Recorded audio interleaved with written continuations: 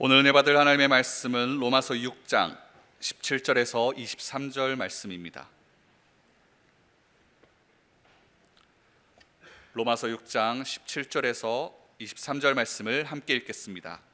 하나님께 감사하리로다. 너희가 본래 죄의 종이더니 너희에게 전하여 준 바 교훈의 본을 마음으로 순종하여 죄로부터 해방되어 의에게 종이 되었느니라.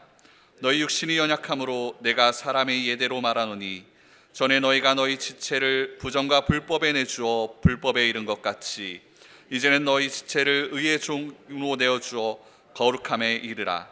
너희가 죄의 종이 되었을 때에는 의에 대하여 자유로웠느니라. 너희가 그때에 무슨 열매를 얻었느냐? 이제는 너희가 그 일을 부끄러워하나니 이는 그 마지막이 사망임이라. 그러나 이제는 너희가 죄로부터 해방되고 하나님께 종이 되어 거룩함에 이르는 열매를 맺었으니 그 마지막은 영생이라. 죄의 삭은 사망이요 하나님의 은사는 그리스도 예수 우리 주 안에 있는 영생이니라. 아멘. 할렐루야. 오늘도 우리가 하늘의 복을 누리시기 위해 이 자리에 오신 성도님들을 환영하며 축복합니다. 그 귀한 복은 하나님의 생명을 우리가 믿음으로 함께 누리는 복입니다. 이 시간에 예수 그리스도를 통해 주어지는 그 생명이 함께 믿음으로 누려지며 더불어 세상에서 얻어지는 이 풍요로움을 또 감사할 수 있는 시간이 되길 바라겠습니다. 늘 우리에게 만족함을 주시는 하나님, 또 그것도 풍성하게 주시는 하나님, 이끄시는 그 하나님의 손길이 있음을 또 감사하고, 또 우리가 추수감사절을 맞이하여 우리의 삶에 늘 공급해 주시고 채워주시는 그 하나님의 은혜에 감사하기를 바라겠습니다. 원래는 우리가 매일의 삶 속에서 하나님의 그 손길에 감사해야 되겠죠. 근데 일상으로 돌아가서 살면서 세상 속에서 잊어버리고 있기 때문에 이 귀한 날이 있는 것 같습니다. 오늘 이 추수감사절 절기를 보내면서 우리가 이 많은 이야기들을 들어봤을 것입니다. 특히나 이 추수감사절의 유래를 좀 들어보셨을 것 같은데요. 보편적으로는 이런 내용이 있습니다. 영국의 청교도 사람들이 메이플라워를 타고 미국의 동쪽 보스턴에 도착을 했습니다. 근데 거기서 예상치 못하는 그 혹한을 만나게 되고 가지고 간 음식도 떨어지고 거기에 그 토양에 익숙하지 못해서 수확을 제대로 못한 그 어려움을 만나게 되었을 때 그 원주민들, 그 인디언들의 손길을 통해서 농사 짓는 법도 알고 음식을 얻어서 그 다음에 얻어진 걸 가지고 함께 나눠서 감사했다. 그게 이제 추수감사절의 유래로 많이들 알고 있을 것입니다. 들어들 보셨나요? 네, 지금 들어보셨어요. 예. 뭐 다른 이야기도 있습니다. 다른 이야기도 있는데 처음부터 청교도인들이 이 원주민들의 도움은 받지 않았고 거기서 얻어진 수확을 가지고 원주민들과 함께 감사했다. 뭐 그런 이야기도 있고요. 또 다른 이야기는 청교도인들과 원주민들 사이에 사이가 좋지 않았는데 서로 평화협정을 맺고 이렇게 농사 짓는 것을 배우고 수확해서 그걸 함께 감사했다. 뭐 이런 이야기가 있고요. 또 하나는 청교도들이 오기 전에 그 인디언들이 이미 그 신들에게 감사하는 그런 게 있었기 때문에 거기서 유래가 되어졌다라는 이야기들이 있더라고요. 추수감사절이 이렇게 시작된 게 거의 한 400여 년 전의 일입니다. 그러다 보니까 이 유래가 정확하게 전해지지 않고 있는데 이제 보편적으로는 처음에 나눴었던 그 이야기가 보편적인 거죠. 그래서 우리가 뭐 어떤 추수감사절의 유래가 이것이 맞다 저것이 맞다 따지는 것보다 우리의 삶에 공급해 주시는 그 하나님, 그 하나님께 감사한다. 그렇기 때문에 우리가 이 절기를 지킨다. 그렇게 이해하시면 좋을 것 같습니다. 그래서 우리에게 부족함이 없이 늘 공급해 주시는 그 하나님으로 우리가 사는 것을 감사할 수 있는 날이 되기 바랍니다. 우리가 이 말씀을 준비하면서 우리 추수감사절이니까 또 우리에게 먹을 것을 주시고 또 그것도 풍성히 주신 그 하나님께 감사하자. 그런 때론 그리 아니하실지라도 감사하자. 이렇게만 설교를 하게 되면 너무 많이 들어왔던 설교가 아닐까 싶었습니다.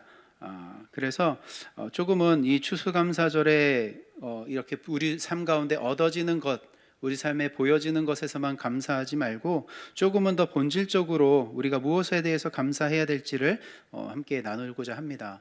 그렇다고 우리 삶 가운데 주어져 있는 것들을 감사하지 말자라는 건 아니고요.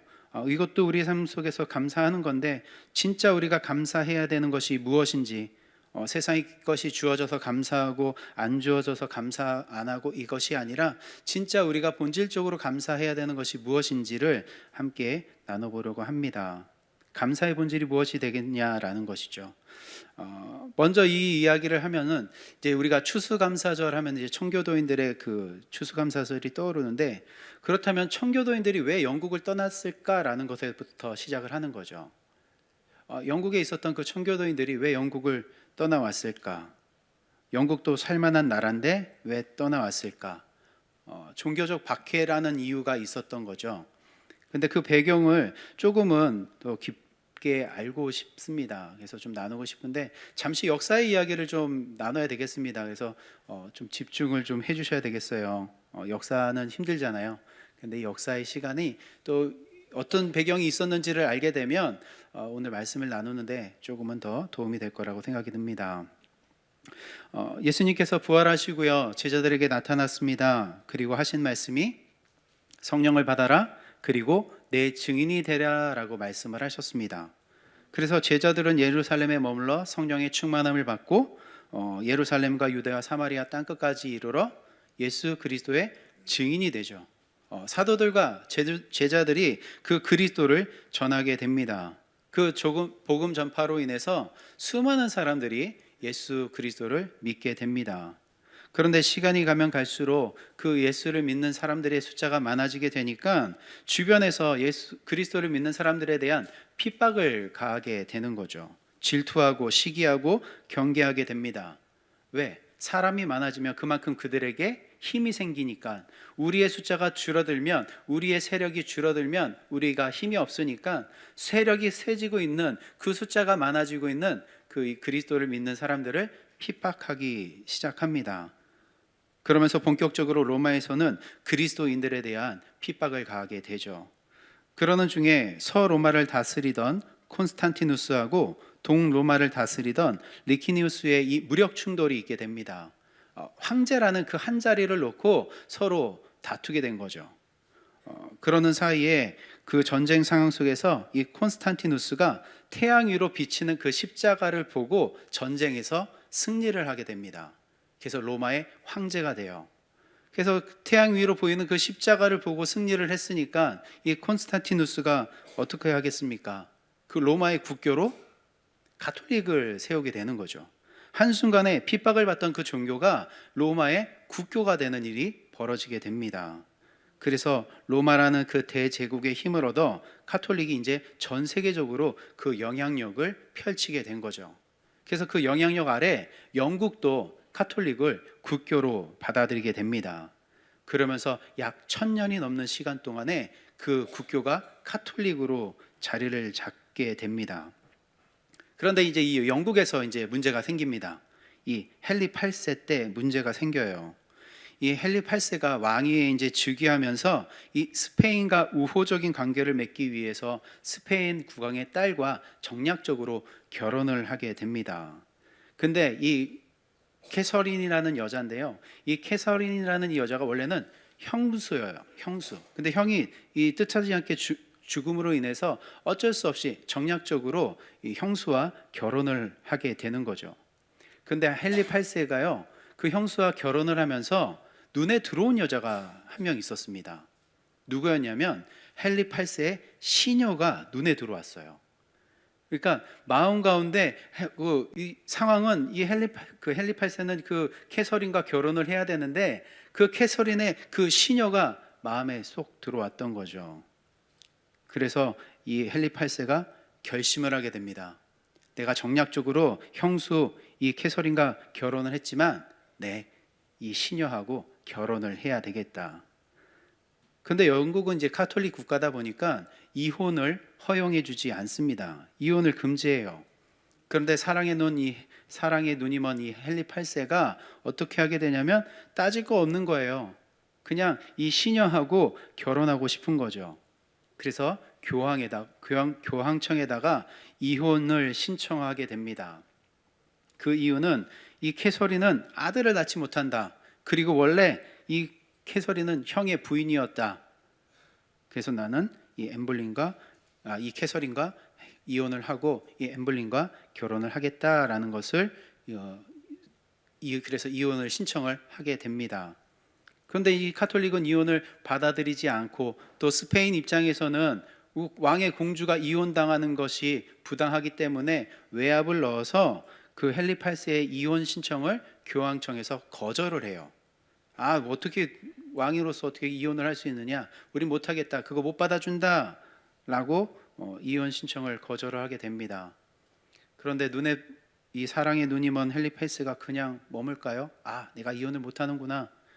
아니죠. 사랑의 눈이 멀었으니까 그냥 자기 마음대로 캐서린과의 그 결혼을 파혼합니다. 그리고 시녀 엠블린과 결혼을 해요. 완전 사나이, 그죠? 자기 사랑의 눈이 멀어서 나는 내가 원하는 여자하고 결혼할 거야. 그래서 자기 마음대로 이혼을 하고 그 시녀와 결혼을 하게 됩니다. 근데 교황 입장에서는 되게 당황스러운 거죠. 교황이 결정을 내렸잖아요. 이혼 안 된다고. 그러니까 교황 입장에서는 굉장히 당황스러운 일들이 벌어졌습니다. 감히 교황의 명령을 따르지 않는다고? 그래서 교황이요, 헨리 8세를 파문을 합니다. 그럼 헨리 8세는 어떻게 할까요? 내가 파문당했구나. 아니죠. 어쭈? 이것들이 나를 파문해? 그러면 우리는 카톨릭과 결별할 거야. 그래서 헨리 8세가 의회를 소집을 합니다. 그리고 영국 왕이 하나님의 직속 최고의 수장이라는 새로운 조직을 만들어요. 그게 성공회입니다. 많이 들어보셨을 것 같은데요. 거룩한 사도들로부터 이어지는 공교회라는 뜻인데요. 기본 틀은 카톨릭을 기반으로 해서 이 종교개혁을 이룬 루터의 이론이 살짝 접목되어져 있는 성공회가 조직이 되는 거죠. 그래서 이제는 영국은 카톨릭을 버리고 성공회를 조직하게 됩니다. 그러면서 우리의 잘못된 옛 모습을 청산하자, 청결하고 근면하고 성실하고 청빈하게 살아가 보자 라는 그런 무리가 또 한 번 생기게 됩니다. 성공회를 조직하면서 그 영국인들 사이 가운데 청결하게 또 성결하게 우리 청빙하게 겸손하게 좀 살아보자 라는 그런 무리들이 생겨요. 그 무리들이 누굴까요? 청교도인들이에요. 그 무리들이.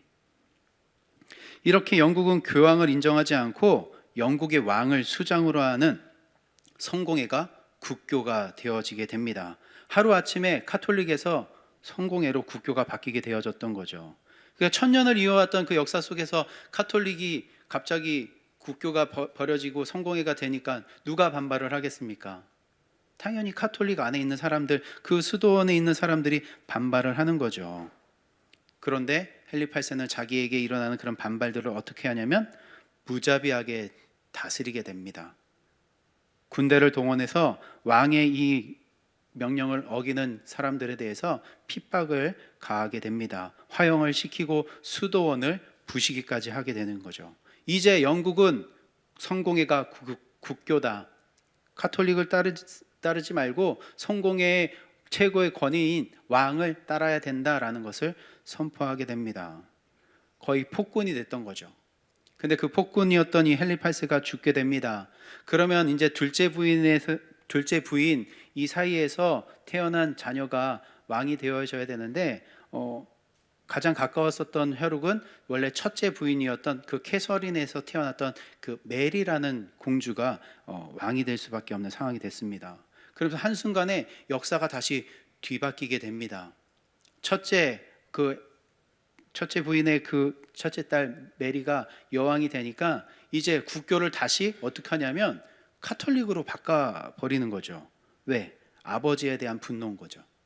아버지가 우리 엄마를 버리고 이 둘째 이 시녀하고 결혼을 하다 보니까 자기의 마음 안에 그 분노가 있었던 거예요. 그래서 국교를 다시 카톨릭으로 바꾸게 됩니다. 그리고선 이 성공의 사람들을 어떻게 할까요? 또 핍박을 하는 거예요. 아빠 못지않게 마구잡이로 처형을 시킵니다. 그러면서 또 밀란이 일어나게 되고 그 밀란이 일어나는 것을 힘으로 제압하는 메리 공주. 그래서 피해 여왕 메리라는 그 별명까지 붙을 정도로 잔인하게 사람들을 핍박을 하게 됩니다. 그러는 그 메리도 암으로 세상을 떠나게 됩니다. 그러면서 다시 이 헨리 8세의 혈육이 누가 남게 되냐면 둘째 부인의 딸이었던 엘리자베스가 남게 되는 거예요. 그래서 이제 영국은 누가 왕이 되냐면 엘리자베스가 여왕이 되는 것입니다. 그러면서 이제 엘리자베스 여왕이 됐을 때 또 무엇을 단행하냐? 지금 카톨릭이었던 국교를 다시 성공회로 바꾸는 거예요. 지금 그 누가 다스리느냐에 따라서 국교가 가톨릭이 됐다, 성공회가 됐다, 다시 가톨릭이 됐다, 이런 왔다 갔다 하고 있는 거. 그래서 다시 성공회로 바꾸게 됩니다. 그런데 이때는 조금 그나마 다행이었던 것이 그렇게 크게 반란은 일어나지 않았던 거죠. 그런데 아까 성공회가 조직이 되면서 어떤 사람들이 생겼다고 했어요? 청교도인들이 있었다고 했잖아요. 근데 그렇게 엘리자베스가 여왕이 되고 난 이후에 이 청교도를 따르는 사람들이 늘어나기 시작을 했던 거죠. 야, 우리 조금 더 청결하게, 우리 또 정직하게, 성실하게 한번 살아보자 하는 그 청교도들을 따르는 사람들이 늘어나기 시작합니다. 그러니까 사람이 늘어나면 기존에 있는 세력들이 어떻게 한다고요? 시기하고 질투한다고요. 자기의 세력이 줄어들까 봐. 그래서 이 엘리자베스 여왕도 이 청교도인들에 대한 종교적인 박해를 가하기 시작을 하는 거죠. 야, 여기서 예배드리면 안 돼. 여기서 예배드려야 돼. 이런 형식은 안 돼. 이렇게 드려야 돼. 그냥 말도 안 되는 것을 트집을 잡아서 종교적인 박해를 가하기 시작합니다. 그래서 그 영국의 청교도인들이 그 종교적인 박해에서 벗어나서 종교의 자유를 얻고자 영국을 떠났고 그들이 도착한 곳이 미국이었고 거기서 뭐가 유래됐다고요? 추수감사절이 유래가 되었다라는 것입니다. 이게 한 100여 년 정도 되는 역사를 잠깐 말씀을 드린 건데요. 이 100년 정도 되는 이 역사 가운데 무슨 일이 일어나고 있었냐면 서로 대립과 억압이 일어나고 있었던 거예요. 근데 그 중심에는 보면은 종교적인 이유가 가장 크게 보이죠. 성공회를 따랐다, 카톨릭을 따랐다 하는 그런 모습들. 내가 선포한 종교를 따라오고 안 따라오면 핍박을 가하는 모습들. 그리고 지금도 그런 대립들, 종교적인 대립은 이어지고 있는 상황입니다. 근데 우리가 조금은 나누었었지만 이게 종교적인 대립으로 보이고 종교적인 탄압과 억압으로 보여지지만 실질적으로 거기서 이런 일들이 일어나게 됐던 이유, 실질적으로 이 일이 일어날 수 있었던 것은 어디였었냐면 바로 한 사람의 욕심 때문이었던 거죠. 헨리 8세라는 그 사람이 뭐 하겠다고요?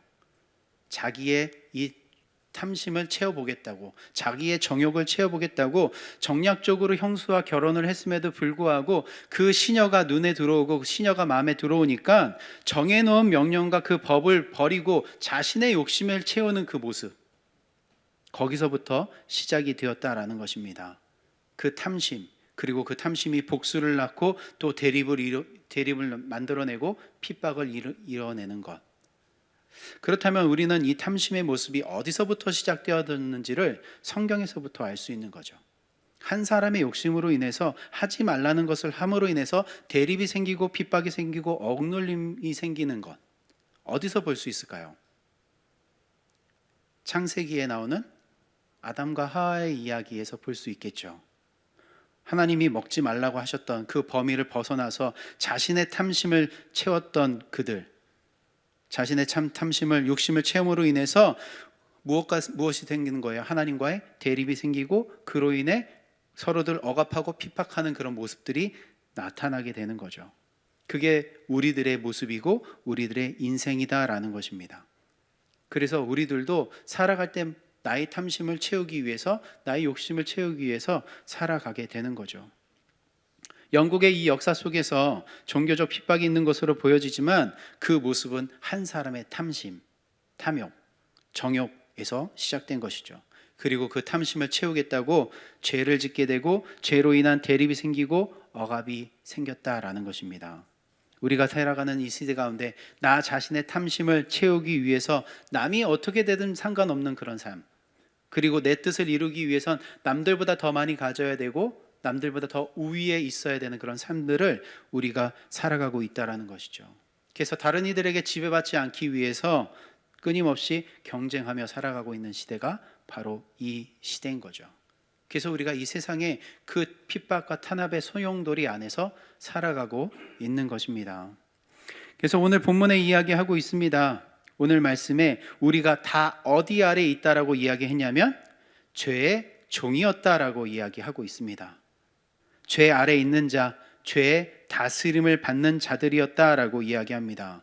그렇습니다. 저와 여러분들은 다 죄 아래 있었던 자들입니다. 첫사람 아담과 하와의 욕심, 탐심 때문에 하나님이 정해주신 그 범위를 벗어났어요. 하나님처럼 되겠다고 하나님이 정하신 명령을 어겼습니다.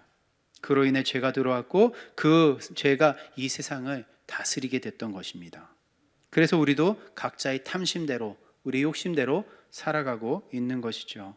그래서 모든 사람들이 다 죄 아래 있었다라고 이야기하는 거죠. 저와 여러분들 어느 누구도 예외 없이 다 어디에 있었다고요? 죄 아래 있었다, 죄의 다스림을 받고 있었다, 죄의 종이었다라고 이야기합니다. 그랬던 죄의 종이었던 우리가 어떻게 됐다라고 이야기하냐면 18절에 죄로부터 해방되어 의에게 종이 되었느니라 라고 이야기하고 있습니다. 다 죄 아래, 죄의 종이었는데 이제는 의의 아래, 의의 종이 되었다라고 선언해 주고 있는 거죠. 지금 놀라운 일이 일어났습니다. 죄의 종이었는데, 죄 아래 있었었는데 거기서 우리가 스스로 벗어날 수 있는 자들이 아니었는데 어떻게 지금 의의 종이 되었다라고 이야기하고 있는지. 의의 종이 되었다, 의의 다스림을 받는 자가 되었다라고 이야기합니다. 그러면 어떻게 해서 죄의 종이었는데 의의 종으로 그 죄로부터 해방된 의의 종이 되었냐라는 거죠. 어떻게 해서 죄의 종이 의의 종이 되었을 수 있을까요? 17절 후반전에 이야기하고 있죠. 전하여 준 교훈의 본을 마음으로 순종하여 라고 말씀하고 있습니다. 17절에 전하여 준 교훈의 본을 마음으로 순종하여 죄의 종에서 어디로? 의의 종으로 너희들이 의의 다스림을 받게 되었다라는 것입니다. 교훈의 본이 뭐냐면 말씀이에요. 하나님이 주시는 말씀, 그게 전해준 교훈의 본입니다. 근데 그 말은요, 우리가 표면적으로 이해하는 그 말이 아니라 그 안에 진리를 담고 있는 말씀이에요. 이거 해라, 저거 해라, 이건 하지 말아라, 이런 율법적인 말씀이 아니라 진리로 되어져 있는 그 말씀을 이야기합니다. 그러니까 전하여 준 교훈의 본, 진리를 담고 있는 그 말, 그 진리는 당연히 누구시겠습니까? 예수 그리스도신 거예요. 그러니까 전하여 준 교훈의 본은 우리에게 율법으로 주셔서 해라 하지 말라라는 그 말씀이 아니라 이 율법을 완성하신 예수 그리스도, 율법의 마침이 되시는 그 예수 그리스도, 그 진리가 우리를 어디로? 죄의 종에서 의의 종으로 옮겨졌다라는 것입니다. 죄의 종이었던 우리가 전해진 그 예수 그리스도를 통해서 의의 종이 되었다라고 말하는 것입니다. 그리고 전하여 준 교훈의 본을 마음으로 순종했다라고 하죠. 순종. 그럼 우리는 순종하면은 무엇인가 이야기한 것을 잘 따르고 이렇게 생각이 되는데, 이 순종이라는 단어가요, 주의 깊게 듣다, 경청하다, 귀 기울여 깨닫다, 이런 뜻에서 유래가 된 단어입니다. 그러니까 순종이라는 것은 우리가 생각하는 그 순종하고 달라요. 우리에게 전하여 준 그 진리의 말씀, 예수 그리스도를 어떻게 하는 거예요? 들려진 말씀을 경청하는 거예요. 귀 기울여 듣고 깨닫는 것입니다. 깨달아 받아들이는 것이 뭐라고요? 순종이다라는 거예요.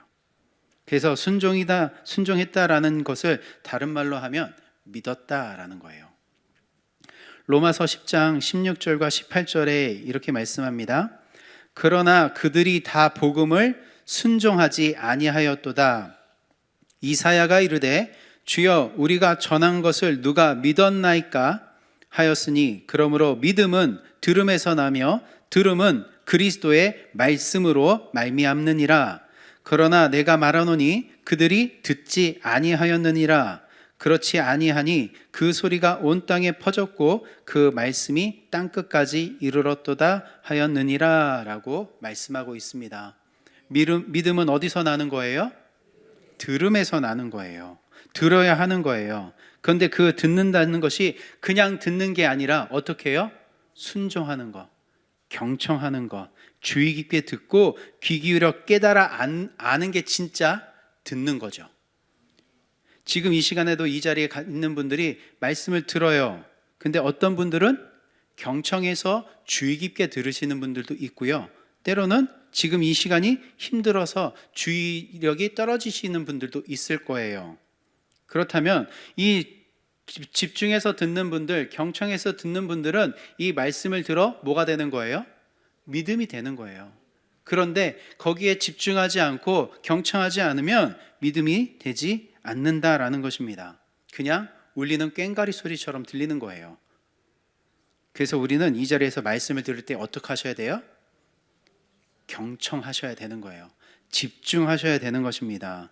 과연 이 말씀이 나에게 그 하늘의 생명을 주는 그 말씀인지를 주의 깊게 들어야 되는 것입니다.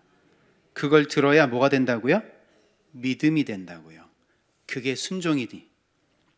그래서 로마서 10장 16절에 그들이 다 복음을 순종하지 않았다라고 먼저 선포하는 거야. 그들이 복음을 다 순종하지 않았다, 듣지 않았다라는 거예요. 복음을 듣지 않았다, 경청하지 않았다. 그렇다고 진리의 말씀이 없었냐? 아니다. 진리의 말씀은 늘 있었는데 그들이 듣지 않았다, 순종하지 않았다, 믿지 않았다라는 것이에요. 그러니까 순종은 말을 듣는 것이고 그 들음으로 믿어지는 거예요. 우리가 생각하는 순종, 하지마, 이걸 따지는 것이 아니라 순종은 듣고 믿어지는 것입니다. 그래서 교훈의 본이 되는 누구?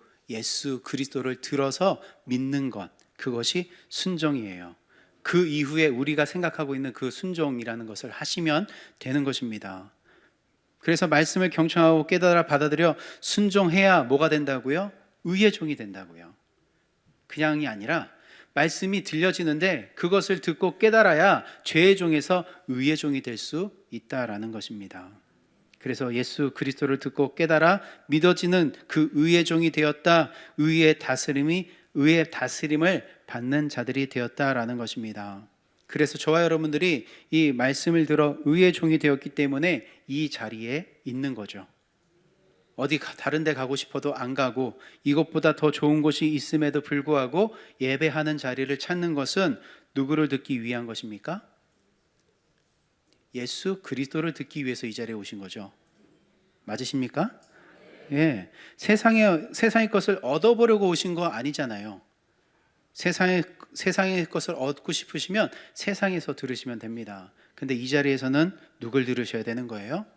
예수 그리스도를 듣는 거예요. 죄인이었던 나를 의의 종이 되게 하신 그 예수 그리스도를 듣기 위해 저와 여러분들은 이 자리에 모여 있는 것입니다. 그래서 오늘 본문에 이어지는 말이 이제 순종함으로 믿음으로 의의 종이 되었으니 어디에 이르러라 이야기하냐면 거룩함에 이르러라, 거룩하게 살아라, 구별되게 살아라 라는 것을 요구합니다. 세상의 사람들과 다른 방법으로 살아가라라는 것이죠. 말씀을 듣고 깨달아 받아 믿었다면 그 믿음에 따르는 모습을 보여야 된다라는 것입니다. 예수님을 온전히 따르기 전에는, 순종하기 전에는 걸림이 되지 않았었던 것들이 있었을 거예요. 다른 말로 이야기하면 의로부터 자유로웠다. 뭐냐면 내가 무엇인가 죄를 짓고 잘못을 해도 아무런 거리낌이 없었다라는 거예요. 이 말씀을 듣기 전에는 내가 죄를 짓고 잘못을 해도 그냥 아무런 거리낌이 없었던 것, 남에게 피해를 주고 살아도 별 생각이 없었던 것이죠. 그런데 예수 그리스도를 믿고 나니까 이전에는 아무렇지도 않았었던 일들이 마음 가운데 걸림이 되는 거죠. 내가 죄를 짓고 있다는 것을 자각하게 된다는 것입니다. 여러분들도 삶을 살면서 이렇게 걸림이 되는 것들이 있으시죠? 없으시면 안 돼요.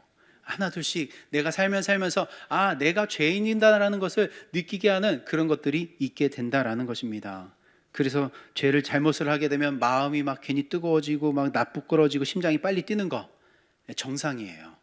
우리의 삶 속에 그런 것들이 일어나야 된다라는 것입니다. 우리가 윤리 도덕적으로 지켜내야 하는 것들에 대한 깊은 고민을 하게 된다라는 것이죠.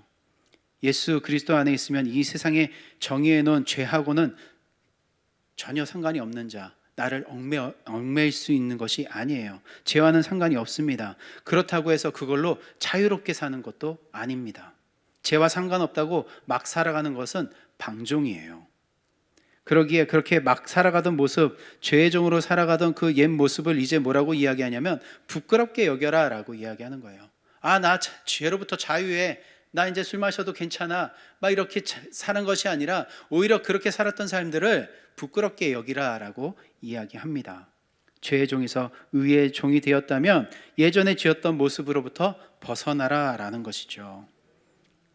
그래서 결국 그 안에, 왜냐하면 그 옛 모습, 부끄러운 모습 그대로 간직하고 살아가게 되면 그 안에 무슨 열매가 맺힌다고 이야기하냐면 21절에 너희가 그때 무슨 열매를 얻었느냐, 이제는 너희가 그 일을 부끄러워하나니 이는 그 마지막이 사망임이니라 라고 이야기해요. 그렇게 죄 아래에 있는 모습으로 살게 되면, 그 모습 그대로 살아가게 되면 그 결국은 무슨 열매를 맺는다고요?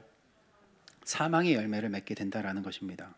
마치 우리의 죄악된 모습을 없애야, 행함이 있어야 생명이 주어지는 것처럼 이야기하는데요, 이 말의 의미가 뭐냐면 의의 종이 되면 반드시 내 안에 거룩한 모습이 나타날 수밖에 없다라는 거예요. 자유와 생명과 의를 준 예수 그리스도 안에 있는데 거룩한 모습이 안 나올 수 없다라는 것입니다. 반드시 나온다라는 것이죠. 왜? 열매를 맺게 하시는 분이 하나님이시기 때문에. 하나님이 그 거룩한 열매, 그 생명의 열매를 맺게 하시는데 안 맺히실 수가 없다라는 것이죠. 그래서 의의 종이 되면 죄에 대해 깊은 고민을 하게 되고 죄를 짓지 않기 위해 노력을 한다라는 것입니다. 이 말이 의의 종이 되었다고 해서, 저와 여러분들이 의의 종이 되었다고 해서 죄를 안 짓는다, 죄를 안 짓고 살아간다라는 말이 아니에요. 의의 종이 되었다고 해서 우리가 의의 종이 되었는데 우리 삶 가운데 죄 짓는 모습들이 나타나잖아요. 안 짓는다라는 이야기가 아닙니다. 19절에 이야기하죠. 우리 육신이 연약하다고요. 우리 육신이 연약해서 죄를 지을 수밖에 없는 육신이다라는 거예요. 아무리 하지 말자 탐심을 따라 살아가지 말자라고 하더라도 나오게 된다고요. 우리 육신이 연약하기 때문에. 그렇지만 죄를 짓지 않으려고 고민하고 노력도 한다라는 것입니다. 그러면 그 속에서 누가 우리에게 열매를 맺는다고요? 하나님이 우리 삶 가운데 사망의 열매가 아니라 생명의 열매를 맺게 하신다라는 것입니다. 22절에 이야기합니다. 그러나 이제는 너희가 죄로부터 해방되고 하나님께 종이 되어 거룩함에 이르는 열매를 맺었으니 그 마지막은 영생이니라 라고 말씀하고 있습니다. 우리도 노력하겠지만 우리를 열매 맺게 하시는 분이 하나님, 그 하나님이 우리에게 생명의 열매를 맺게 만들어 가신다라는 것입니다. 그래서 예수를 들어서 깨달아 믿어 구원을 받으면 나에게 그 주어진 구원을 이루는 그 마지막 날, 이 땅에서 삶이 맞춰지는 날까지 믿음으로 살아가며 그 삶으로 살아내야 하는 것입니다. 그래서 거룩함에 이르라, 이 거룩함에 이르라라는 것이 뭐냐면 거룩함에 어떤 단계가 있다, 그것이 아니라 그 거룩함을 이루신 예수 그리스도 안에 있어라라는 것이에요. 거룩함에 이르러라라는 것이 내가 이거 하나 안 했으니까 거룩해졌고 내가 또 이런 거룩해지고 이런 단계가 아니라 그리스도 안에 있어라, 그 안에 머물러 있어라 라고 이야기하는 것입니다. 끝까지 예수 그리스도 안에 머물러 있어라, 그리스도를 벗어나지 말아라 라는 것입니다. 구원은 이 땅에서 우리에게 주어진 것, 그런데 그 구원을 온전히 받기 위해선 우리 삶이 어디 안에 있어야 된다고요? 그리스도 안에 있어야 되는 것입니다.